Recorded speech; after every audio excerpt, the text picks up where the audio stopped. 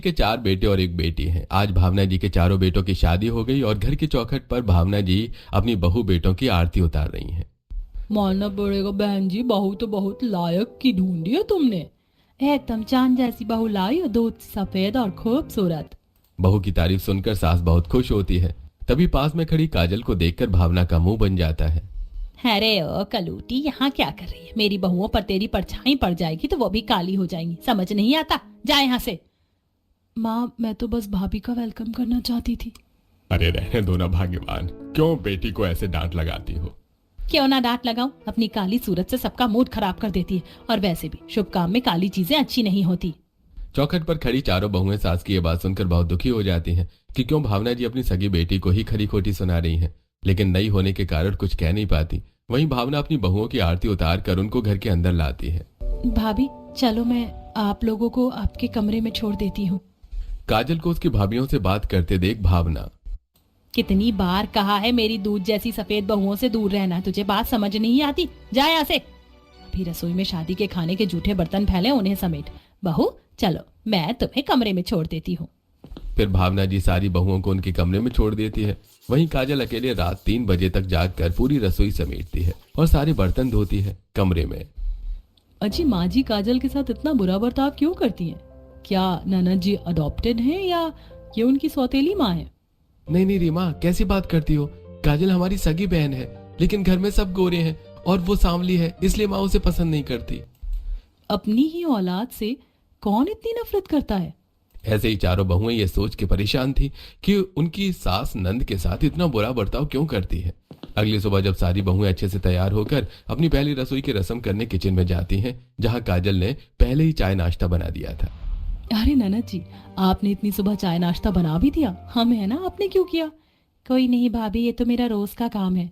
चलो मिलकर नाश्ता टेबल पर लगा देते हैं। चारों भाभियां नंद का बनाया नाश्ता उठाकर टेबल पर रखने जाती हैं कि तभी सास वहां आ जाती है। अरे बहुओं, तुम क्यों काम कर रही हो? काजल कहाँ गई? तभी काजल वहां आती है। माँ, मैं अभी कर रही हूँ। हाँ, आ गई भाभियाँ, अब तो तेरे पर लग गए। बेटी, मेरे घर में काम चोरी नहीं चलेगी। काजल चुपचाप माँ की खरी खोटी सुनकर नाश्ता परोसने लगती है।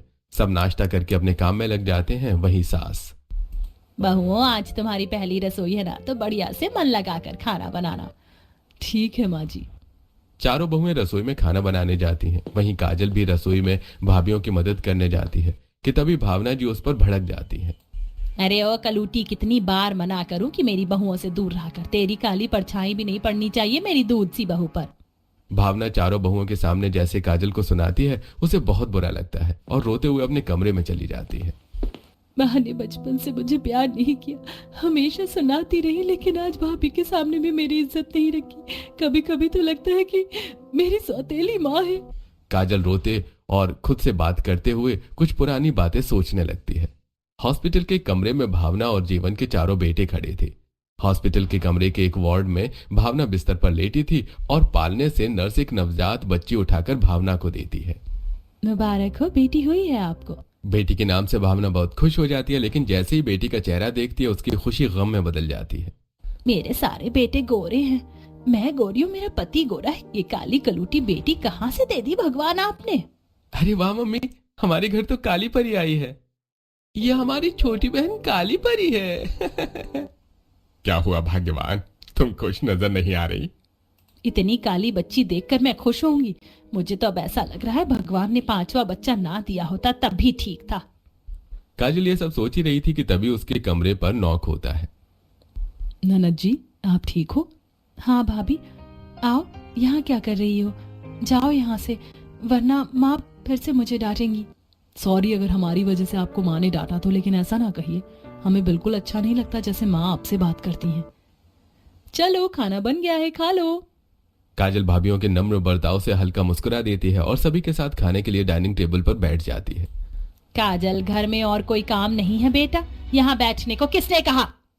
माँ, वो क्या? तेरी भाभियां काम करे और तू ऐसे बैठकर खाए, अच्छा लगता है? बहू तुम बैठो, खाना बनाकर थक गई होगी, ये काजल परोस देगी। जिसके बाद बहुओं के लाख कहने पर भी सास नहीं मानती और बहुएं सबके साथ बैठकर खाना खाने लगती हैं और काजल सबको खाना परोसती है। खाना तो बहुत ही स्वादिष्ट है बहू। Dream jobs, dream your salary.